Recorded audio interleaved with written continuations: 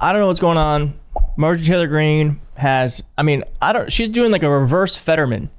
She is suddenly saying positive things about Democrats and throwing Trump and MAGA under the bus. And I have a clip for you where she does just that on CNN. AOC I think has like some tea on what's going on here. So let's start with that. AOC has some insight into what is going on with Marjorie Taylor Greene. You think of the reason for MTG changing her tune lately? Is it honest or is it part of a greater ploy? Here's some tea for you. MTG, people are like, oh my God, she's saying all of these things. Like, what's gotten into her lately? Oh, like she's bucking against Trump. She's bucking against the administration. Marjorie Taylor Greene wanted to run for Senate in Georgia. She wanted to run for Senate earlier this year in the state of Georgia. She wanted to be the Republican nominee for Senate. So she was gearing up for that statewide race, and Trump told her no. Trump said no. And the White House and Trump land shut down Marjorie Taylor Greene's personal ambitions to run for Senate. And she has been on a revenge tour ever since. And so all of this stuff that you're like, oh my God, like, it is all personally motivated. All of this stuff is personally motivated. There is no signs of revelation that I see up close. This is not a person that is backing up anything of what they're saying with any sort of action, which gives the whole game away. This is a person that is trying to twist the knife on people who frustrated her personal ambition. All right, so AOC is basically saying that because Marjorie Taylor Greene wanted to run for office and Trump and the rest of them said, nuh-uh, she's now basically going on a revenge tour. That makes sense to me. I mean, it would be very Republican to start making a change only because of some sort of slight you've had. Sure. David Schuster has like a really, I think it's probably a little bit of both. I think it's that for sure. But I think she also understands there's a wedge issue with the Epstein files. And David Schuster is alleging here that a few House members, GOP House members, say they've heard from FBI, DOJ contacts that the Epstein files with copies in different agencies are worse than Michael Worf's descriptions of Epstein's photos showing Trump with half-naked teenage girls. Speculation and rumors are sweeping through the GOP caucus. So it could be, sure, that she aspired for higher office and Trump and Mike Johnson said, nuh-uh. And then I think what also happened was that the Epstein stuff got kicked up again by Elon Musk. And as they retook power, they looked in those files and Marjorie Taylor Greene, who's on the oversight committee, caught wind of what's in those files and said to myself, oh, so you want to play games, bitch? Well, let's play games because I've got the Trump card. No pun intended. So that is what's led us to this moment where Marjorie Taylor Greene is saying things like this on CNN about Nancy Pelosi, who, by the way, announced her retirement today. I will praise Nancy Pelosi. She had an incredible career for her party. I served under her speakership in my first term of Congress, and I'm very impressed at her ability to get things done. I wish we could get things done for our party like Nancy Pelosi was able to deliver for her party.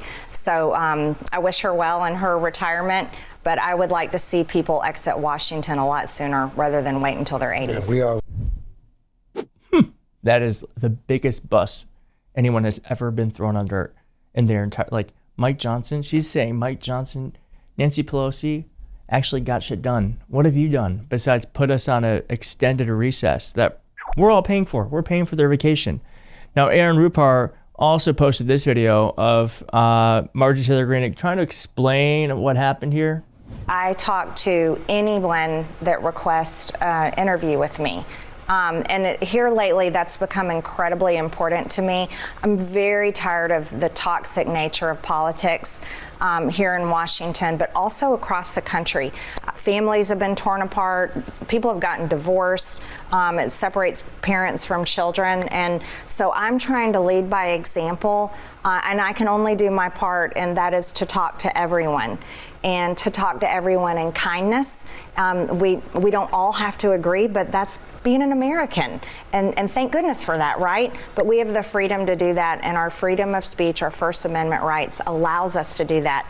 And so my personal belief is, and I can only do it on my own, is that I need to set an example in the leadership role I am in by speaking nicely to everyone and sharing my viewpoints, but also listening to others. Well, she says she's trying to lead by example. I believe she said she's listening. She's willing to talk to anyone. Marjorie Taylor Greene, I DM'd you. Here it is.